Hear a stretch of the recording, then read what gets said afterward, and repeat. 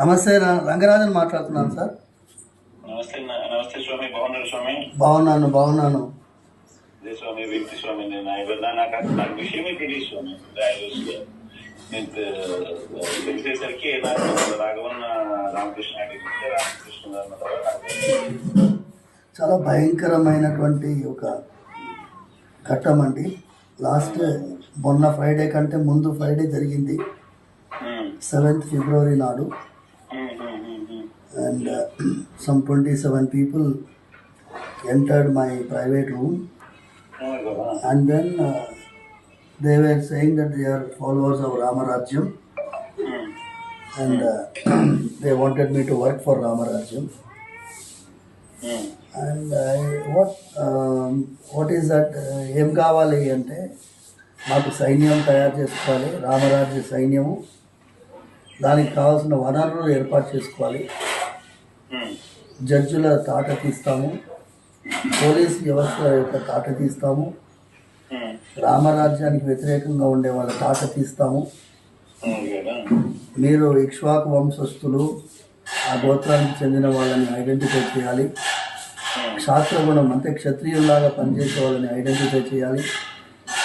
వాళ్ళందరినీ మాకు ఎన్రోల్ చేయాలి. దానికి కావాల్సిన వనరులు వైశ్య గుణం ఉన్నవాళ్ళు అంటే బిగ్ ఇండస్ట్రియలిస్ట్, బిజినెస్ పీపుల్, వాళ్ళని ఐడెంటిఫై చేయాలి. వాళ్ళ ద్వారా మాకు కావాల్సినటువంటి వనరులు ఏర్పాటు చేయాలి. ఇవన్నీ చెప్పారు. అన్నాను, ఇది కాదు కదా రామరాజ్యం.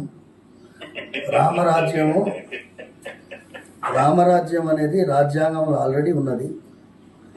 అది శ్రీరాముల వారిది, సీతమ్మ తల్లిది, లక్ష్మణుడు.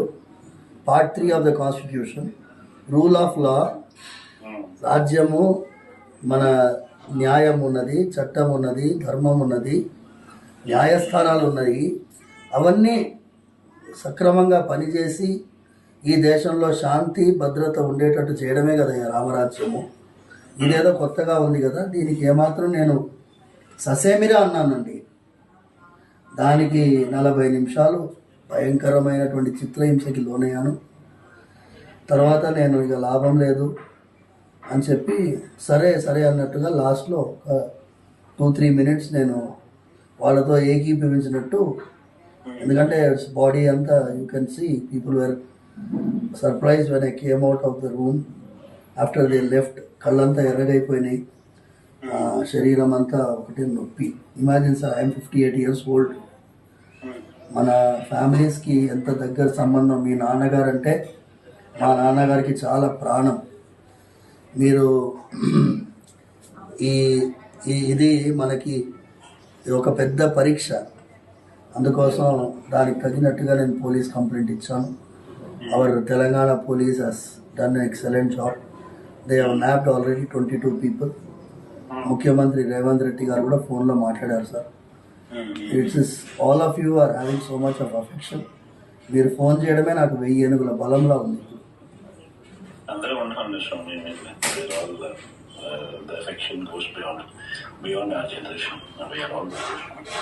Thank you sir. Thanks for calling sir. Raghavareddy గారికి మా ఫ్యామిలీకి ఇవ్వాలది కాదు సార్.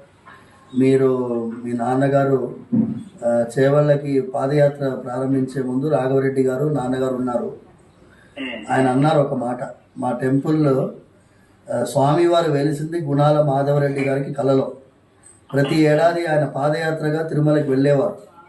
నాన్నగారు ఏమన్నారంటే, గుణాల మాధవరెడ్డి పాదయాత్రగా తిరుమలకి వెళ్ళారనేది స్థల పురాణం, కానీ ఈ కొండా రాఘవరెడ్డి మాత్రం ప్రతి ఏడాది పాదయాత్రగా పోతాడు, ఇది ప్రత్యక్షమైనటువంటి నిదర్శనం అని చెప్పారు.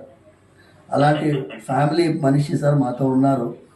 ఆయన పాపం మీకు తెలియదు, నేను మాట్లాడిస్తాను. మీరు మధ్యాహ్నం, ఇవాళ శివాజీ జయంతి, చిలుకూరులో మేము రామదాసులు వారి గోష్ఠిగా ఏర్పాటు చేసుకున్నాము. ఇంకొక అరగంటలో వాళ్ళు పాట పాడే వాళ్ళందరూ వస్తున్నారు.